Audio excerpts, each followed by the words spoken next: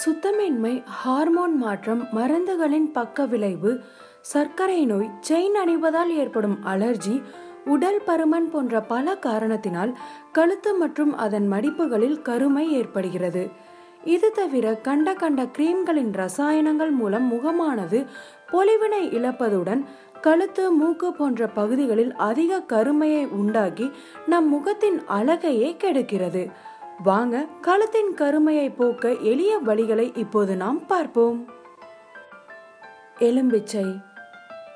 3 teaspoon எலும்பிச்சை சாறு மற்றும் 1 teaspoon மஞ்சள் பவுடர் ஆகியவற்றை சம அளவு கலந்து கொள்ளுங்கள்.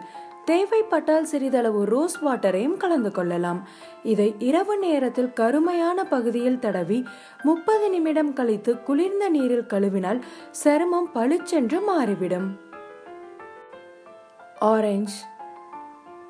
ஆரஞ்சு பழத்தில் உள்ள விட்டமின் சி நமது சரும அழகை மேம்படுத்துகிறது. எனவே உலர்த்திய ஆரஞ்சு தோலில் செய்த பொடியுடன் 1 டேபிள் ஸ்பூன் பால் அல்லது தயிரை சேர்த்து பேஸ்ட் போல் செய்து கொள்ளுங்கள்.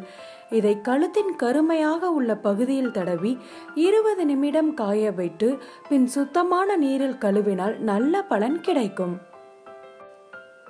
பால் powder.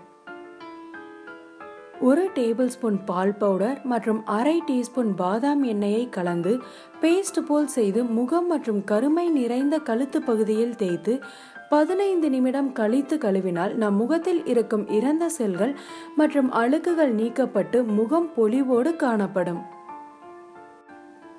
Baking soda. Baking soda இயற்கையாகவே கிருமிகளை அழிக்கும் தன்மை கொண்டது. எனவே 1 டீஸ்பூன் பேக்கிங் சோடாவை சம அளவு தண்ணீர் சேர்த்து முகம் அல்லது உடம்பு முழுவதும் தடவி 20 நிமிடம் கழித்து கழுவினால் நல்ல பலன் கிடைக்கும்.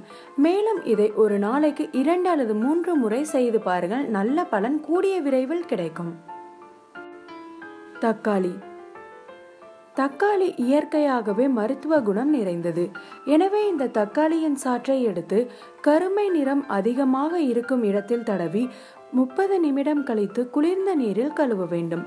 பின் இதே போல் தினமும் செய்து வந்தால் கருமை நீங்கி சருமம் பளபளப்பாக மாறிவிடும். பப்பாளி. பப்பாளி பழத்தை நாம் தினமும் சாப்பிட்டு வந்தாலே நமது சருமம் மிகவும் ஆரோக்கியமாக இருக்கும். மேலும் பப்பாளி பழத்தின் சாறு மற்றும் எலுமிச்சை பழத்தின் சாறு ஆகிய இரண்டையும் சம அளவு கலந்து கருமை இருக்கும் இடத்தில் தடவி 15 நிமிடம் கழித்து சுத்தமான நீரில் கழுவுங்கள். பலனை நீங்களே பார்ப்பீர்கள்.